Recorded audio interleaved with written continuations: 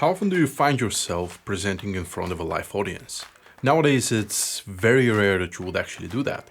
Normally, we deliver demos, pitches over the wire, and it usually happens over Google Meet, Zoom, Teams, you name it. Here are several tips that will help you immensely when you start preparing that next session. First, you need to know what you're going to be presenting over. Is it going to be Zoom, Teams, Google Meet, something else? It doesn't matter what it is, it's a very good idea to try and log in there first, just so you get the lay of the land, especially if you haven't used the tool beforehand. There is nothing worse than you trying to log in 3 minutes before the meeting and you get a surprise update. Do it beforehand. If you can get your session recorded there, do a dry run over the tool, it will help you immensely get an idea of how you're going to be transmitted over the wire. For example, Google Meet has terrible FPS, right? If you have a lot of animations or a lot of different transitions, they might not play well with that tool. So you need to take that into account when you're preparing. And that brings us to the next point. You need to be very careful when you're using animations and transitions. The reason for that is what I just mentioned. Some tools don't play well with smooth motion. It's very important to evaluate all of the transitions and animations that you have in the presentation or a demo. If you're going to be presenting over a tool that's not going to be transmitting the image well, you might want to cut back on crazier transitions, crazier animations. We're going to have a separate video about that, but let's not jump the rope here.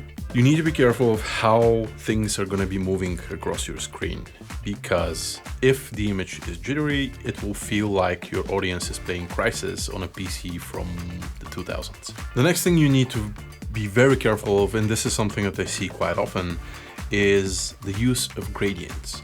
Now, one thing that happens when you're presenting online is when you're sharing your screen, the image is actually getting compressed. So all of those colors that you have in the gradient, starting from the most saturated one to the least, they get sectioned off. And you don't get a smooth gradient, you get certain sections that look very weird. A lot of companies have gradients in their slide decks, their style guidelines, and I urge you to pick a solid color and stick with that. It will make your presentation look much more professional over the wire, and it will be much more pleasant for your audience. A very important thing is, again, going back to that compression, is what resolution are you sharing? Now, in a lot of cases, especially when you're on the go, you would share your laptop screen. If you're using a MacBook, that's a huge resolution. So one thing you can do to mitigate that is you can lower that resolution from your MacBook's settings. Same thing goes for PC. If you're sharing a full HD 4K monitor, whatever you're using, it might help if you lower that resolution so you get better bandwidth when you're transmitting that image over the wire. One very important thing that you should do every single time when you're sharing your screen, and I'm very guilty of not doing this all the time, is turn on that do not disturb mode.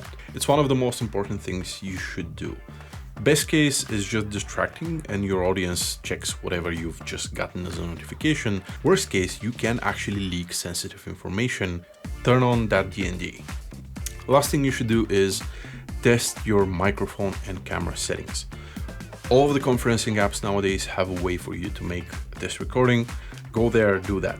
Pick the best sounding microphone and choose a good setting for your camera. It might be which exact camera you'll be using, or it might be how you're going to position it so it is pleasant to transmit your image over the wire.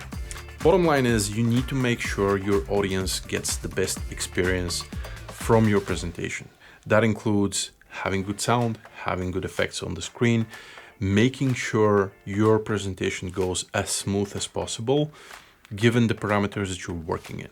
The way to do that is test beforehand and know your tooling. That's it. Go close them. See you next time.